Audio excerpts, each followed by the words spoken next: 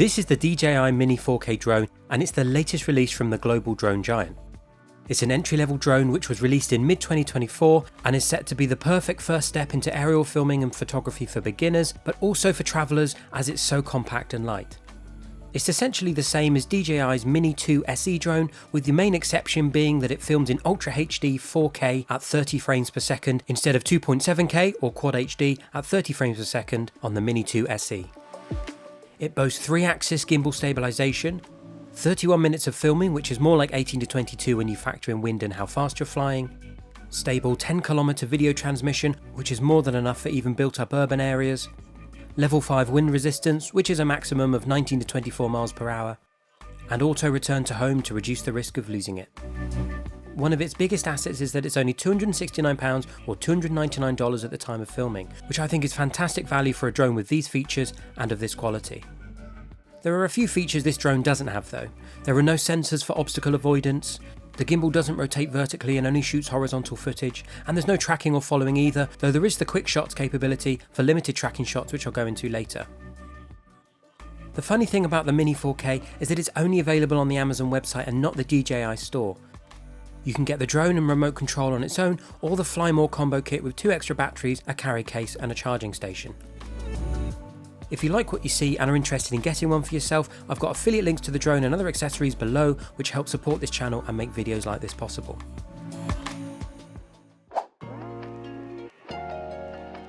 Let's get stuck straight into the video, and when opening the box I was surprised at just how small it is. Taking it out of the box, it's also much lighter than expected. It's a sub 249 gram drone, meaning there are slightly less restrictions as to how and where you can fly it. When I weighed it, it came in at just 240 grams. It's really compact with the arms folding up and the gimbal protected by a cover on the front. At the bottom of the box is the remote control, which is actually bigger than the drone, and I've got the standard RC N1C controller here, and it connects to your phone so you can see what the drone sees, though I'll come on to how all that works later. Also included is a screwdriver for changing the propeller blades, 4 spare blades, a USB-A to USB-C charging cable, a USB-C to USB-C cable, a micro USB to USB-C cable, DJI stickers, a QR code card for the DJI store, safety guidelines, a quick start guide, safety guidelines for Japan, and drone information notices. Going back to the remote control, the control sticks are neatly hidden in the base and can be screwed in. At the top there is a pull-out phone holder which is on a spring for different sized devices, and beneath that lives another cable, this time a lightning to USB-C cable. This is to connect the controller to your phone and the DJI Fly App. As I have an Android phone, I'll be swapping out the cable for the USB-C to USB-C one. Whilst it's bulky, that's a good thing, and it's a really nicely designed remote control that sits well in your hands. The buttons and dials have a great feel to them when pressed, and the joysticks have a soft spring back into their central position. So let's get the drone unpacked, and after releasing the blades and getting the arms open, you get a much better idea of the size of the Mini 4K. The removable battery sits under a cover at the back end, where you'll also notice the micro SD card slot and the USB-C charging port. These are open and exposed to the elements, so the drone shouldn't be flown in bad weather.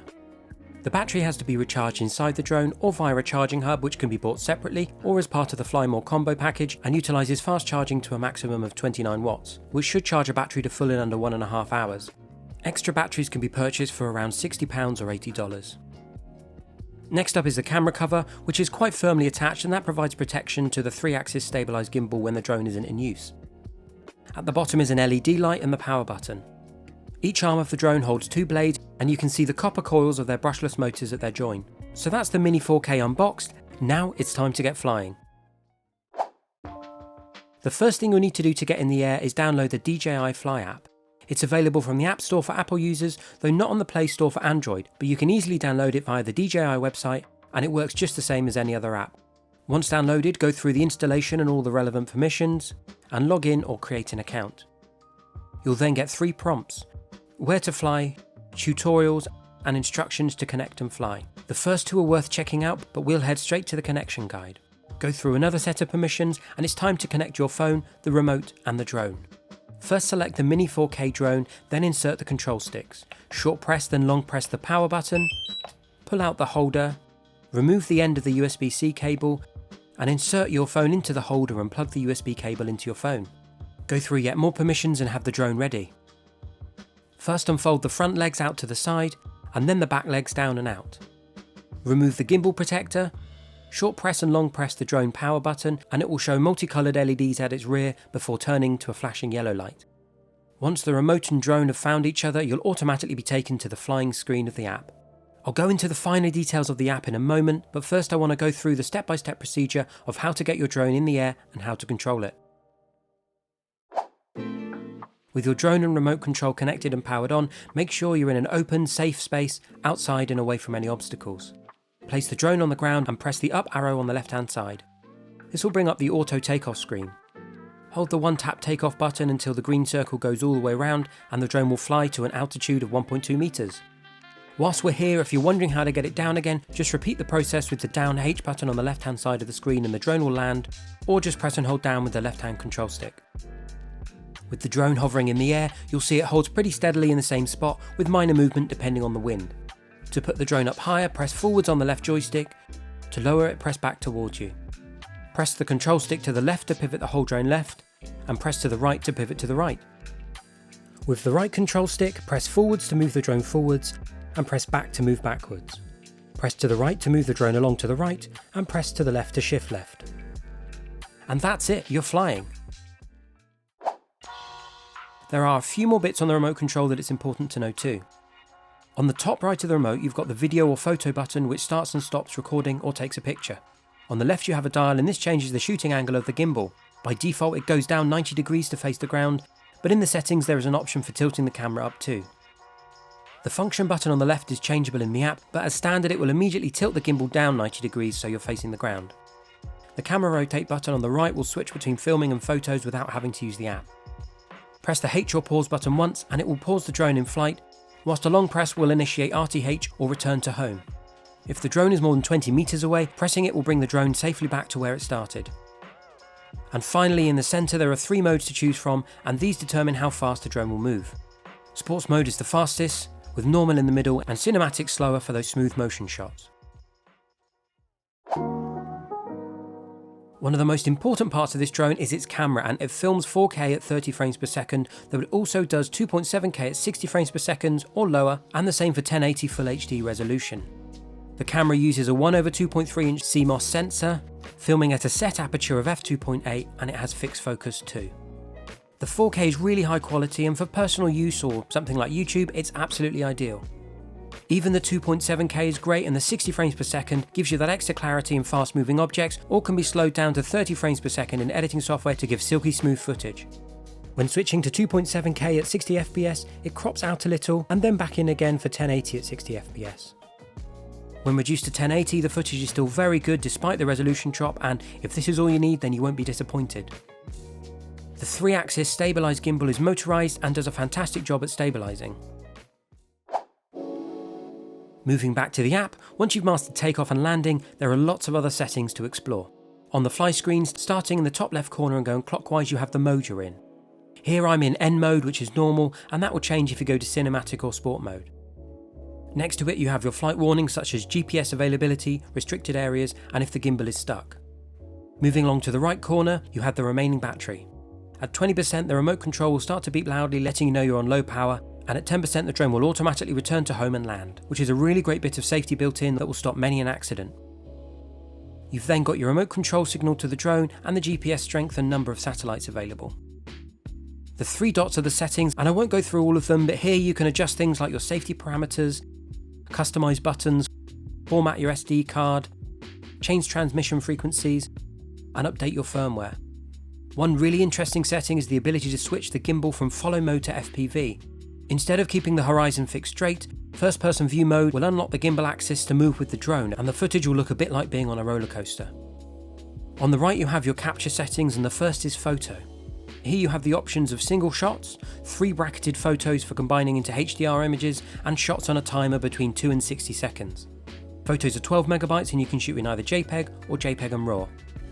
I covered video resolutions and quality earlier in the video, so on to quick shots, and this has 5 settings. Although the Mini 4K doesn't have tracking or follow modes like others higher up the range do, these are a nice addition which enable some really creative shots. For each of them you draw a box around your subject, although sometimes it auto-identifies them, and it will manoeuvre in its pattern around what you select. Droney will ascend upwards and backwards at an incline.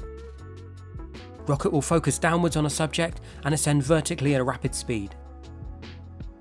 Circle revolves 360 degrees around the subject at a fixed altitude. Helix ascends while flying in a spiral pattern that expands gradually. And Boomerang flies around the subject in an oval shape at an upward incline. Quick shots film natively in 1080 at 30 frames per second, but you can increase that to 2.7K or 4K, though there are no 60 FPS options available for any resolution here. The pano options are all for photos. Sphere takes photos over 360 degrees and stitches them all together. 180 degree takes a horizontal panorama of a 180 degree field of view. And wide angle takes multiple photos of your view to be stitched together for a much wider image. The red button is for capture, and then there's the 1x or 2x zoom, and it's a digital zoom, so just cropping in on the sensor. And finally you have the gallery.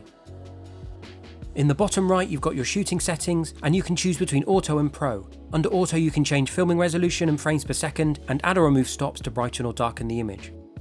Under pro you can adjust your white balance, resolution and frames per second, your ISO and shutter speed. The is manual metering, which just shows how much your settings differ from what the camera's metering shows. Finally, in the bottom left you have your map, which can be switched to a compass or enlarged to fill the screen. It will show all the areas you can and can't fly the drone. Getting flying isn't always as simple as just pressing the flight button though. In many countries there are restrictions on how and where you can fly. Always check the regulations in your country before flying, but as the Mini 4K is a sub 249 gram drone, actually coming in at 240 grams, it's less regulated and slightly easier to use. Rules vary from country to country, but in the UK, if your drone isn't a toy and has a camera, then you'll need an annual operator ID which costs £11.13 per year, and it's recommended to get a free flyer ID at the same time too. There's a 40 question online test which takes about 20 to 30 minutes, and at the end you'll get an ID to print out. Be sure to check out the regulations in your area to find out what you can and can't do with this drone. There are a number of extras you could get for your Mini 4K. With the battery lasting 31 minutes in optimum conditions, chances are you'll want another one or maybe 2 spare batteries. You may want a case too, and I picked this one up for around £15 on Amazon. As mentioned earlier, the Fly More combo bundle has batteries, a case and a charging dock, and along with the drone comes to £399 or a little over $400. I've got affiliate links to all these below, so do check them out if you're interested in building out your drone kit. DJI also have a Care Refresh package, which is a way to get a replacement drone much cheaper should you have an accident. It costs £35 or $36 for 1 year, allowing 2 replacements at £27 or $29 each, or £55 or $59 for 2 years, allowing up to 4 replacements, also at £27 or $29. Should the drone fly away and not return, then a replacement would cost £105 or $115. Overall, the DJI Mini 4K is a fantastic entry-level drone with stunning camera quality. In my opinion, it's well worth the price and is a bargain for anyone who wants a top-notch 4K drone. It's so easy to fly with the one-tap takeoff and landing, and whether you've never flown a drone before or are looking for a smaller backup drone to your main one, you won't be disappointed with its manoeuvrability and filming quality. The Mini 4K is clearly well built and the result of years of development and design, and despite being very light, still feels solid. While testing it, I had no app or hardware issues and found both to be very reliable. With DJI being the name in drones, you're going to get much more bang for your buck in the Mini 4K than you will with other entry-level 4K drones, even if they cost a few pounds or dollars less. If you've enjoyed this video and think I've earned it, please take a moment to like this video and subscribe to my channel. Thanks for watching.